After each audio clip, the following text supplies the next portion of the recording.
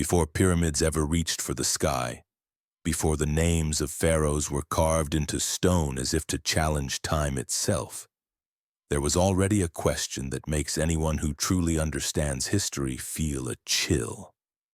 Why do some civilizations flare up and vanish while Egypt endured for 3,000 years, stubbornly resilient, as if time could not wear it down? What allowed an ancient society with no modern machines and no science in the way we define it today to survive drought, invasion, rebellion, and even the collapse of its most sacred beliefs? The answer is not the pyramids, it is not gold, and it is not armies. It begins with a river that looks ordinary at first glance yet quietly shaped how people understood the universe, order, and their own fate. Tens of thousands of years ago, when North Africa was still greener and wetter, people lived scattered, moving like nomads. But as the climate slowly dried, they were pushed toward the one place that could still sustain life, the Nile. Unlike the violent, unpredictable rivers in other lands, the Nile moved with a rhythm that was almost perfect. Year after year, the water rose in the right season and retreated at the right time, leaving behind rich black silt. Fields came back to life, seeds sprouted, and people learned a lesson that was both dangerous and powerful. This world has order. From that moment on, Egypt's history was not only the story of people, it became the story of a belief that the universe runs by rules. If nature obeys order, then human society must obey order too.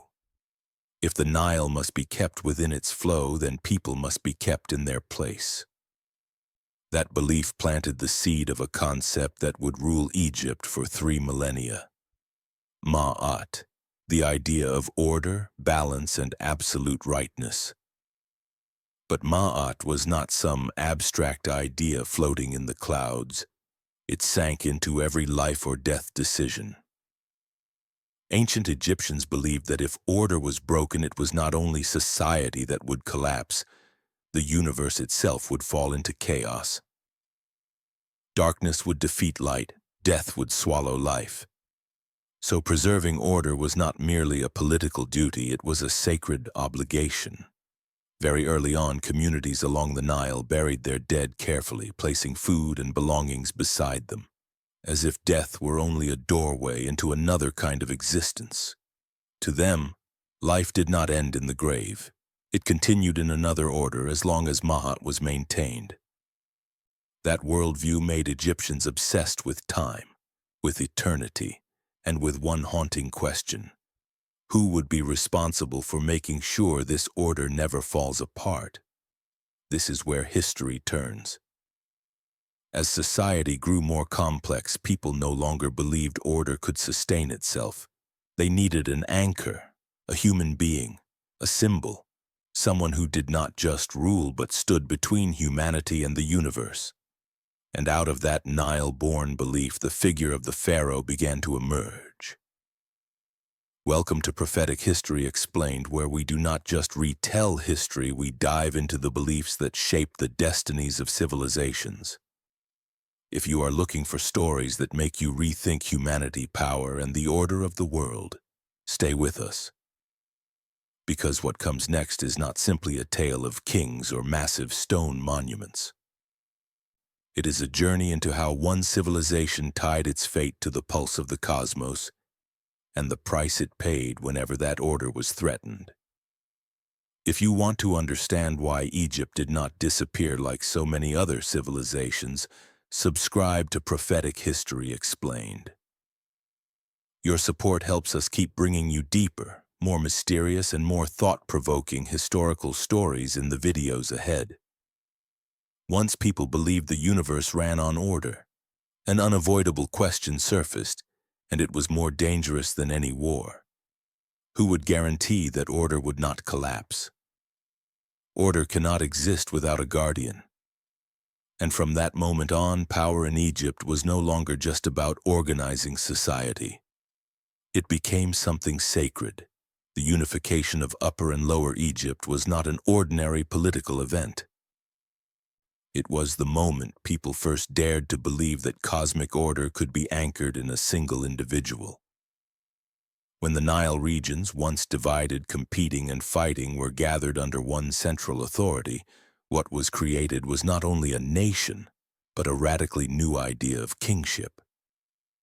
The king did not merely rule people, he represented the order of the entire world. The Egyptian king was not seen as a regular human sitting at the top of a power pyramid.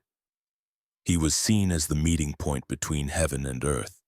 Everything he did, from wearing the crown to performing rituals to defeating enemies, carried meaning far beyond the physical world. When the king won, it was not only a military victory, it was proof that order still dominated chaos. When he performed daily rituals, Egyptians believed the sun rose again not by accident, but because the king had fulfilled his role before the gods. Here, political power and religious belief fused into one. There was no clear boundary between state and temple, between law and ritual. Writing was not only for record-keeping, it was a way to freeze order into time. Collecting taxes was not only to fund the government, it was to ensure rituals continued, temples functioned, and Ma'at was not interrupted. Every stone pulled into place for a pyramid was not just labor, it was a declaration. This order will outlive a human lifetime.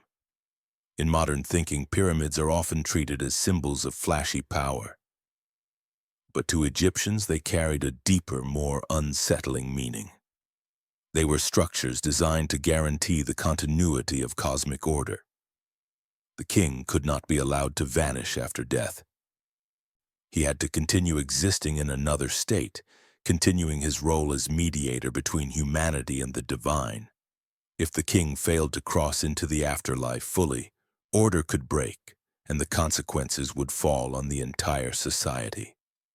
So Egypt's sacred kingship was not only a tool to control the people, it was a belief system that made society willingly submit, because they believed submission was the condition for the world to keep existing. A farmer planted seeds not only for harvest, but for order. A builder hauled stone not only for the king, but for the stability of the universe. In a society like that, rebellion was not merely political resistance, it was an act that threatened the balance of the entire world. But that terrifying strength also carried a hidden fragility. When power is built on the belief that the king is the pillar of cosmic order, every failure becomes far more dangerous. An unusual flood season, a failed harvest, or a long crisis was not only a management problem. It was a sign that order itself was cracking. And when people began whispering why the world no longer moved as it used to, the faith that had held an entire civilization up could turn around and crush the very power it created. Still, in its formative era, Egypt's sacred kingship was one of humanity's boldest experiments. It showed that people were willing to hand their destiny to a symbol as long as that symbol promised order, meaning, and stability in an uncertain world. Egypt did not merely build a state, it built a model where power, belief, and the cosmos became one. And that model would be both the source of the strength that helped it endure for millennia, and the harshest trial it would face when that order began to tremble in the chapters that followed. No order lasts forever without being tested. And when order begins to crack, history does not knock with a loud sound. It arrives through small signs. In Egypt, collapse did not begin with rebellion or invasion. It began with strange flood seasons. When the Nile stopped rising on time, when the layer of silt grew thin, Egyptians faced a fear they had never truly known. If nature no longer obeys the pattern, is the order we trusted dissolving? The old kingdom did not fall in a single day. It wore down from the inside. When food became scarce, central power lost its grip, and local regions had to fend for themselves. Belief in sacred kingship eroded little by little. The king, who was once seen as the pillar of the universe, now faced the most dangerous question of all. If he maintains order, why is the world in chaos? That question was not asked out loud, but it spread quietly, and the silence itself signaled a turning point. The first intermediate period was when Egypt was no longer sure of itself. Power fragmented, local rulers rose, and society split not only politically, but intellectually. Yet the paradox is that out of this chaos a new maturity began to form. Egyptian literature took on a reflective voice for the first time. People did not only praise kings anymore. They began writing about injustice, the suffering of the weak, and the moral responsibility of those in power. For the first time, Egypt's story was not only the story of kings, but the story of people. From the ruins of that era, the Middle Kingdom emerged as an attempt to heal, not by returning to the past, but by adjusting belief. The king still stood at the center, but sacred authority was no longer absolute. Power was tied more tightly to responsibility. Justice, caring for the people, and social stability became new measures of legitimacy. Egypt learned that order cannot rest on ritual alone. It must be sustained by real action. But before that lesson could fully settle, another shock arrived. The Hyksos, foreign outsiders, entered Egypt with superior technology and tactics. Instead of treating them only as enemies, Egypt's history took a surprising turn. In defeat, Egyptians observed, learned, and adapted. They adopted weapons, reformed the military, and more importantly, they realized something crucial. Order is not threatened by learning from others. Order is threatened when people refuse to change. The new kingdom was born from that realization. Egypt entered an imperial era, expanding territory, trading with a wider world, and feeling more confident than ever in its identity. But with strength came a new danger. When war became a constant tool, when wealth and power poured into the center, the balance that Ma'at demanded began to tilt. Empire brought glory, but it also planted the seeds of arrogance and overload. The most important thing in this cycle of collapse and rebirth is not how many times Egypt fell, but how it stood back up. Each time order shattered, Egypt did not erase the past. It rewrote it. It kept what was essential, but allowed its understanding of power, responsibility, and belief to evolve. To Egyptians, order was not a frozen state. It was a living process, constantly adjusted against reality. That ability to turn crisis into deeper thinking is what kept Egypt from being trapped by its own past. While many civilizations collapsed because they refused to change their models of power, Egypt accepted that order must be redefined after every fracture. And in doing so, it left history a quiet but profound lesson. Long survival does not come from avoiding crisis, but from allowing identity to grow through crisis. Egypt did not merely survive its collapses, it was forged by them. And in the cracks of the old order, the foundations for even greater, more dangerous, and more profound upheavals in belief began to form. There are moments in history that do not destroy a civilization with swords, but with an idea. In ancient Egypt, that moment came not with the sound of invading horses, but with the voice of the king himself. After centuries of maintaining a belief system built on a delicate balance between gods, people, and cosmic order, Egypt suddenly faced the boldest experiment in thought it had ever attempted. The king did not want to adjust the old order. He wanted to replace it. The worship of hundreds of gods tied to different regions and different functions of the universe was treated as the source of division and stagnation. In its place came a new idea. There is only one supreme light, one single truth ruling all life. In that moment, Egypt experienced not just religious reform, but a shock to the core of its identity. The problem was not simply one god versus many. The problem was that under this new order, community connection was cut.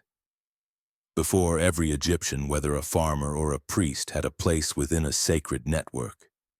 They could approach the divine through ritual, temples, and tradition. But in this reform, the divine became distant, abstract. and access narrowed until it ran through the king alone. An order once built on balance was now compressed into a single axis. The art of that period reveals the fracture clearly. The idealized, timeless images of earlier pharaohs gave way to forms that looked distorted, uncomfortably human. The king was no longer carved as an eternal symbol of order, but as a fragile man under the harsh light of a new truth. This was not artistic decline.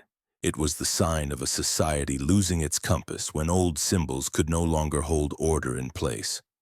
While the court was busy redefining the divine, the outside world did not wait. Trade routes weakened, allies drifted away, and borderlands once held by imperial prestige began to slip. The new order, despite its ambition to purify and unify, was not flexible enough to withstand reality. And when everyday life started to wobble, belief, even when enforced by supreme power, could not endure. After the king died, Egypt's response was swift and decisive. Everything tied to the reform was erased, the name removed from official memory, the old temples restored. The successor did not frame it as counter-revolution, but as the restoration of an order that had been interrupted. And that reveals something deep. Egypt could accept change, but it could not accept any order that shattered the balancing structure that made it possible to exist. From this event, an invisible boundary was drawn around power.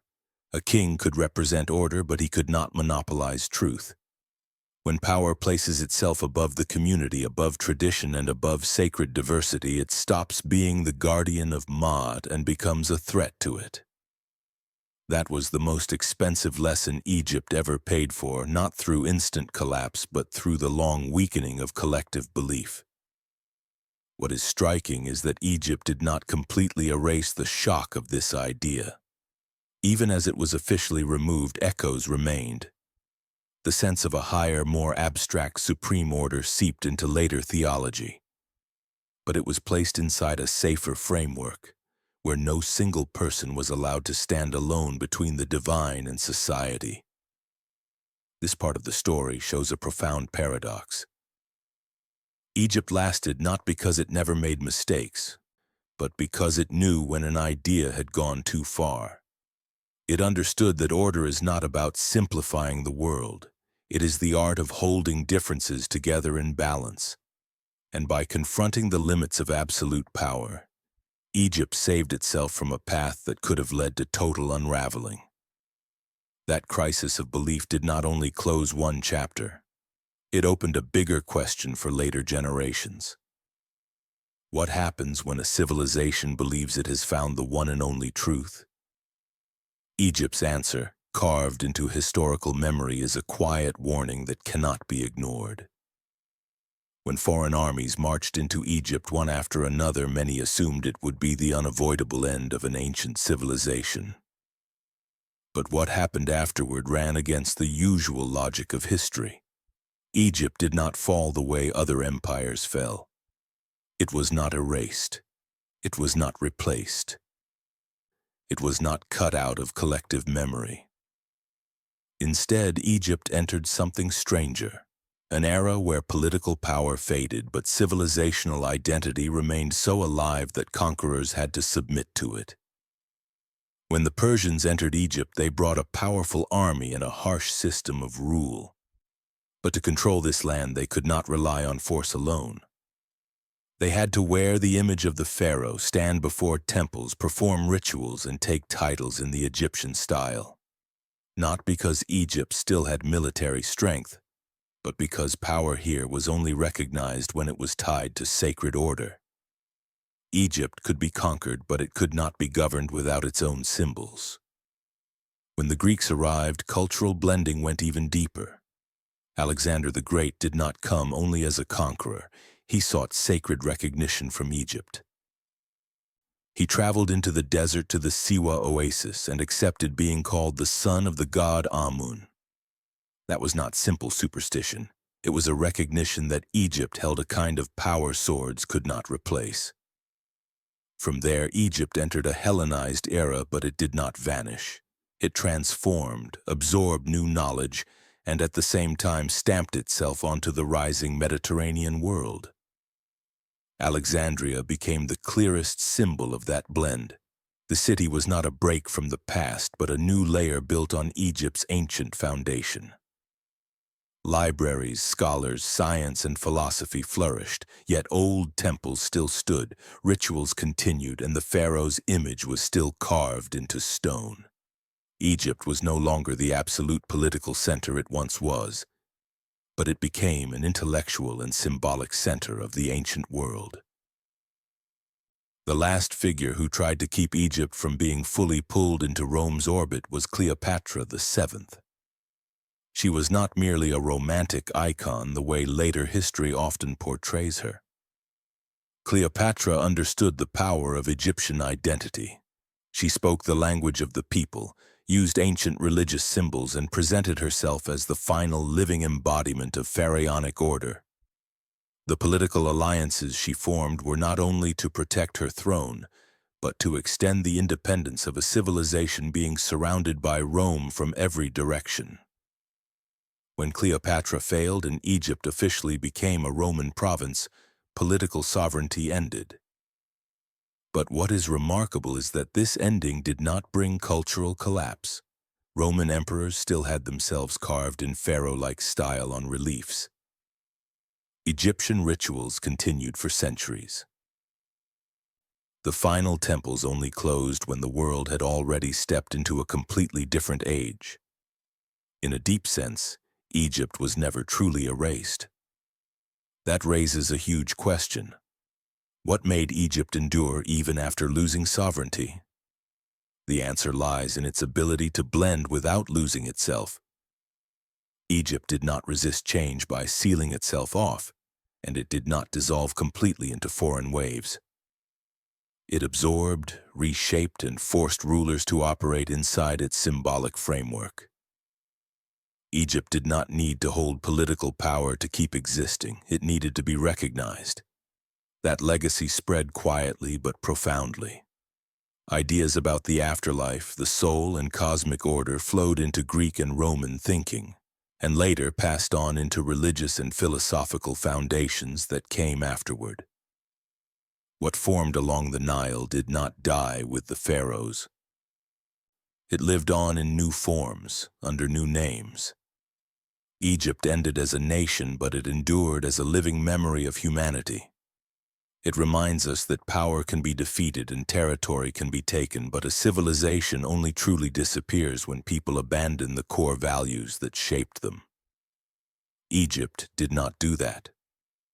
And that is why, even without standing on the political map, it remains present in the deep current of world history, as proof that identity, when strong enough, can outlive any empire.